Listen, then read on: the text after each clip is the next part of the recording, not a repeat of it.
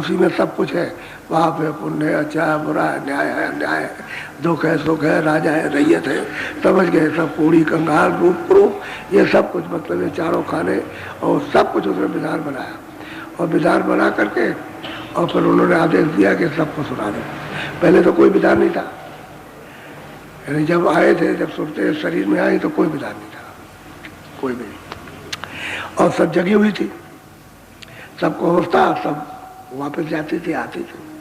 उस समय तो कोई रोका टोकी थी नहीं कहीं भी, किसी जगह भी, क्योंकि कर्मों का तो कोई नियम था नहीं। पीछे से जब सब लोग जाते आते रहे, रोज जाना, तो उस समय पर जब लाए थे जीवों को और ये शरीर दिया था, तो इसी शरीर की उम्र लाख बरस की थी। मुझे पूंजी श्वासों की दे कि लाख बरस रहते थे आप। फिर जब युग का परिवर्तन हुआ तो फिर वो आपने जो कर्म किए उससे मतलब गंदगी जमा हुई, तो त्रेता में 10,000 वर्ष के हुए।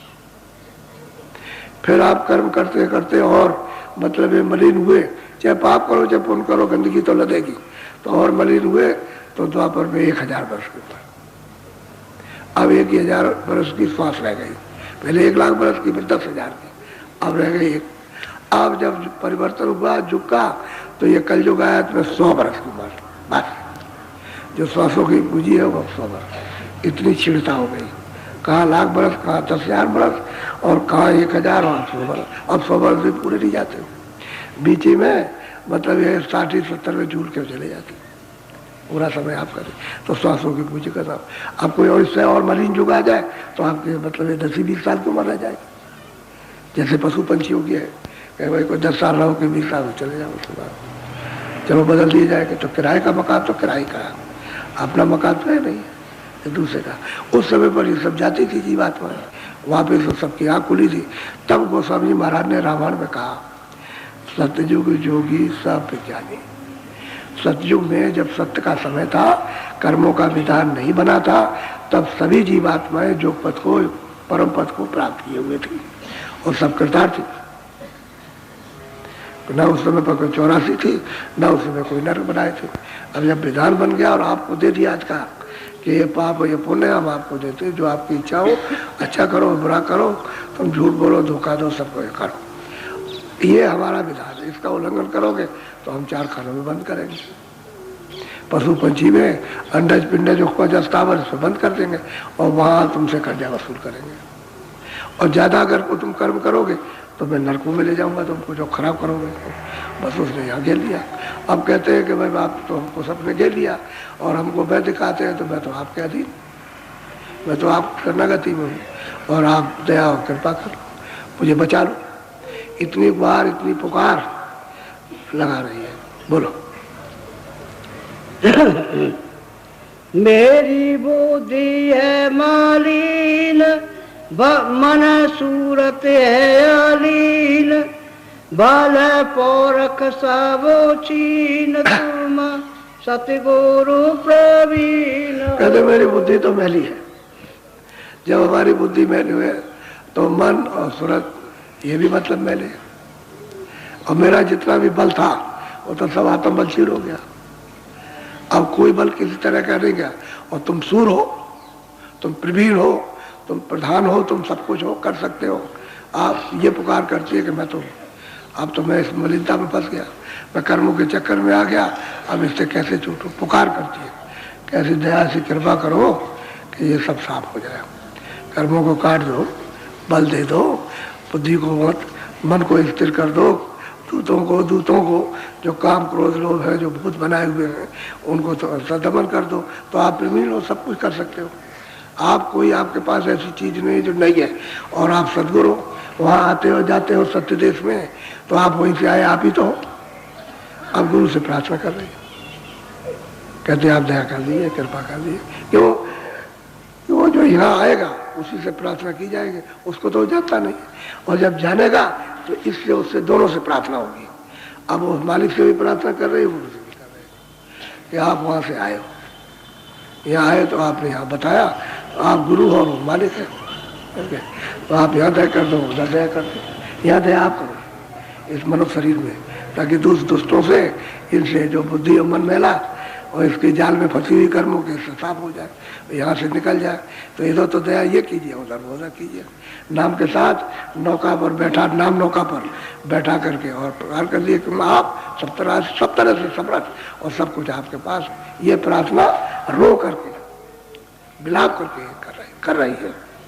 अब ऐसे सबको रोना पड़ता है, सब लोग रोते हैं, चाहे वो कबीर दास हो, चाहे रैदास हो, चाहे वो हो, मीराबाई हो, और जितने भी बात सब रोए। रो करके सब ने मतलब है विलाप किया, और ऐसा विलाप किया कि संसार उसके सामने क्या चाहिए, कुछ नहीं। बोलो।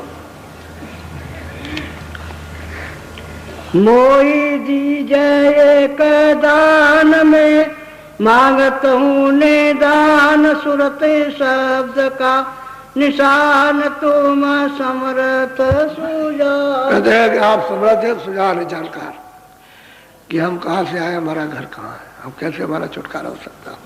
तो हमको एक दान दे दीजिए, यानी सूरत शब्द का निशान, यानी सूरत को शब्द के साथ जोड़ दीजिए। शब्द कहते हैं नाम, नामी को शब्द कहते हैं और शब्द को ही नाम कहते हैं। कहते हैं उसका निशान दे दीजिए, मैं उसको पकड़ लूँ, क्योंकि मैं शब्द ही से तो अलग हो गई, और अलग होकर के दोनों आंखों के पीछे बेसहारा हो गई कि शब्द ही तो हमारा सहारा था, उसी को पकड़ के आई थी और वही हमसे छूट गया। तो उसी का निशान हो, तो समर्थ हो, सब कुछ है, सब दे सकते हो, सूरत को शब्द के साथ जोड़ सकते हो। और जब तक सूरत शब्द के साथ नहीं जुड़ेगी तब तक ऊपर नहीं जा सकती। और शब्द बराबर आ रहा 24 घंटे अखंड है। वो तो आपके जो कान है वो जीवात्मा के कान और जीवात्मा की आंख जो तीसरी है वो बंद हो गई गंदगी के कारण। शब्द तो बराबर हो रहा, शब्द एक रस हो रहा, उसमें कोई फर्क नहीं है। लेकिन जब साधन करते हैं लोग, भजन करते हैं, तब सुनाई देता, ध्यान करते हैं तो दिखाई देता, तो सब तो आ ही रहा, क्योंकि वो तो खाली है, दरवाजे पे बीच में गंदगी जमा है।